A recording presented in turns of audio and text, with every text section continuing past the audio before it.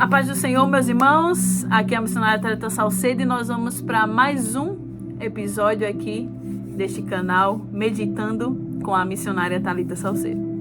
No livro de Jonas, estava meditando ontem no livro de Jonas e eu li todos os capítulos, só tem 4 capítulos, é muito rápido de se ler.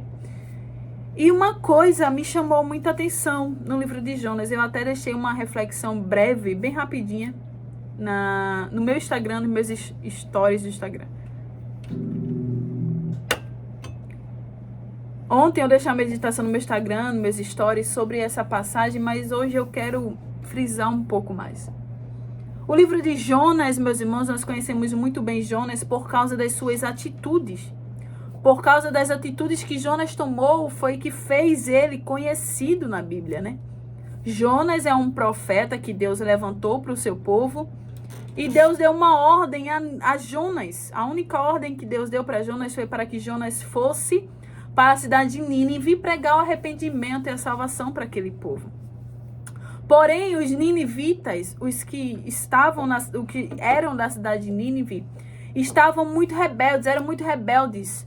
E Jonas, para ele não quis chegar à cidade de Nínive, porque para ele a cidade de Nínive não merecia o arrependimento, não merecia as misericórdias de Deus, não merecia a salvação de Deus, a oportunidade que Deus estava dando para eles. E Jonas, por achar que Nínive não merecia isso, ele pegou, entrou num barco e fugiu. Fugiu em alto mar, dentro deste barco, juntamente com outros homens que estavam ali. E a Bíblia diz que Jonas, dentro do barco, subiu uma tempestade muito grande, um alvoroço no mar, que o barco balançava, parecia que ia afundar. E os tripulantes que estavam ali no barco, descobriram que era por causa de Jonas que foi levantada aquela tempestade. Jonas se levantou, falou com Deus e Deus balançou o barco lá, aconteceu um movimento que Jonas caiu no mar. Deus permitiu que Jonas caísse no mar e fosse engolido por um peixe. Nós sabemos essa história. Jonas é engolido por um peixe e passa ali alguns dias dentro da barriga do peixe, ali dentro daquele peixe. Agora imagine você passar dias dentro do ventre de um animal, deve ser horrível, mas Jonas passou por isso, viu?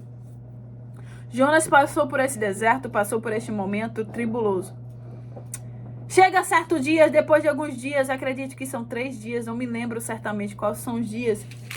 Depois de passar alguns dias, aquele peixe, por ordem de Deus, aquele peixe cospe Jonas, e onde Jonas é cuspido é exatamente na cidade de Nínive, aonde Deus queria que Jonas estivesse, aonde era para primeiramente Jonas estar.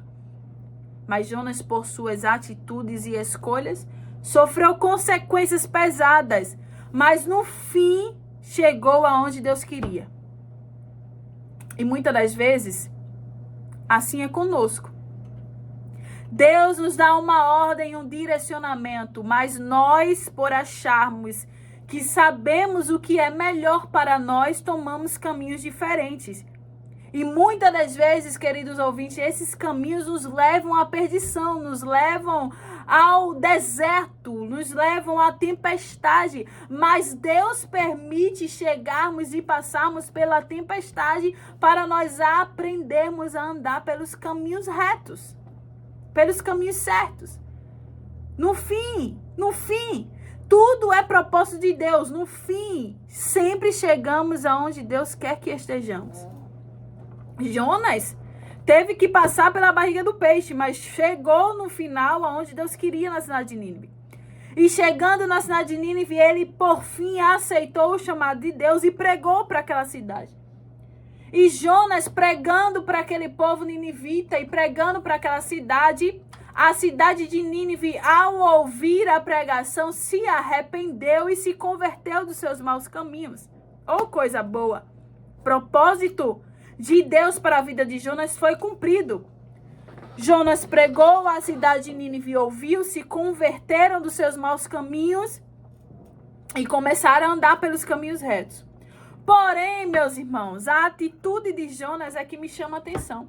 Em vez de Jonas se alegrar, Em vez de Jonas festejar pela salvação de Nínive, em vez de Jonas se alegrar no Senhor por causa da salvação dos ninivitas. Não foi isso que aconteceu. Acompanhe comigo. Jonas capítulo 3, verso 10 diz assim: e Deus viu as obras dele. Deus está falando, a Bíblia está falando aqui do que Deus viu, do arrependimento dos ninivitas depois da pregação de Jonas.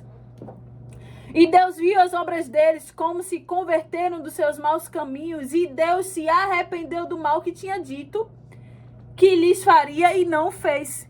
Ou seja, o mal que Deus havia dito que ia fazer sobre Nínive, sobre os ninivitas, Deus não fez porque o povo se arrependeu. Deus viu o arrependimento de coração dos ninivitas e não trouxe o mal sobre a vida deles. Porém, Jonas não se agradou da atitude de Deus, da decisão de Deus. No capítulo 4, verso 1, começa dizendo que mas desgostou-se Jonas extremamente disso e ficou todo ressentido. Olha só, como é que pode? Jonas vendo que Deus não ia descer o mal sobre a cidade de Nínive, e ele não gostou, porque ele queria que Deus descesse o mal sobre a cidade de Nínive. Pense só, o camarada querendo o mal sobre a cidade de Nínive, achando que era o melhor de todos. Achando que era o rei da cocada preta, como se disse nordestino. Achando que era o dono de tudo, que era o poderoso, porque ele sim, Jonas, achava que ele merecia a misericórdia de Deus, mas que os ninivitas não mereciam. Ficou ressentido porque Deus não desceu o mal sobre a cidade de Nínive. Ah, meus irmãos. Oh, meus irmãos, e quantos Jonas existem hoje neste mundo? Quantos Jonas não existem hoje no meio de nós que ficam ressentidos, ficam chateados porque Deus trouxe bênção sobre a vida de cada um de nós? Quantos Jonas não há? Jonas rebeldes. Quantos Jonas não existem no meio de nós que são fujões, que são covardes ao ouvir a voz de Deus? Meus irmãos, deixa eu te dizer uma coisa. O mundo não precisa de Jonas. O mundo não precisa de Jonas. O mundo precisa de Gideões, corajosos, temerosos a Deus, que tomem uma atitude de fé, se levante e guerreie este mundo. O mundo não precisa de Jonas ressentidos, chateados, magoados, chocados com as atitudes de Deus, com a decisão de Deus. O mundo precisa hoje de Gideões e os 300 que se levantem em meio à guerra e peleje com coraça, que peleje com coragem e que vá e que diga e que faça e que se alegre com a atitude, com as decisões de Deus. Nós não somos nada, meus irmãos. Nós éramos merecedores de morte, o nosso futuro era o fim, mas Jesus morreu por mim e por você, e por sua graça nós fomos alcançados. Por sua graça nós estamos aqui. Quem somos nós para acharmos que somos melhor do que outros? Não, meus irmãos, somos todos iguais pelo sangue de Jesus que morreu na cruz. Éramos imerecedores de sua graça, miseráveis. Éramos para termos morridos, queimados ao inferno, mas Jesus, por sua graça, que morreu por cada um de nós, Jesus que não desprezou nenhum ser, Jesus que não fez acepção de pessoa, morreu na cruz por todos. Morreu na cruz por amor de cada um de nós. E por sua graça nós estamos aqui. Por causa da compaixão de Jesus. Por causa das misericórdias de Jesus. Por causa do chamado de Jesus é que nós estamos aqui. O mundo não precisa de Jonas, covardes, sem compaixão, insensíveis. O mundo precisa de Jesus, oh glória! O mundo precisa de Jesus.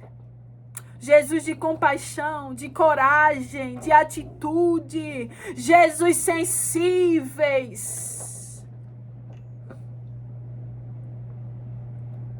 O mundo hoje precisa de Jesus. Ei, você que ouve esta palavra nesta manhã. Você não precisa de nenhum Jonas que diz ser seu amigo, mas não é amigo. Você não precisa de ombro amigo, você precisa de Jesus.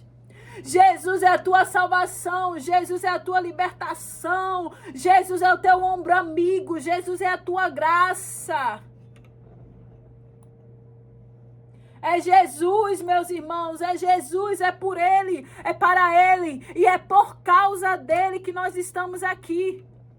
É por causa de Jesus, não é por causa de Jonas. Jonas não é por causa de Jonas, é por causa de Jesus. Oh, meu Deus. Escute. Se fosse por você, você já teria parado, já teria desistido.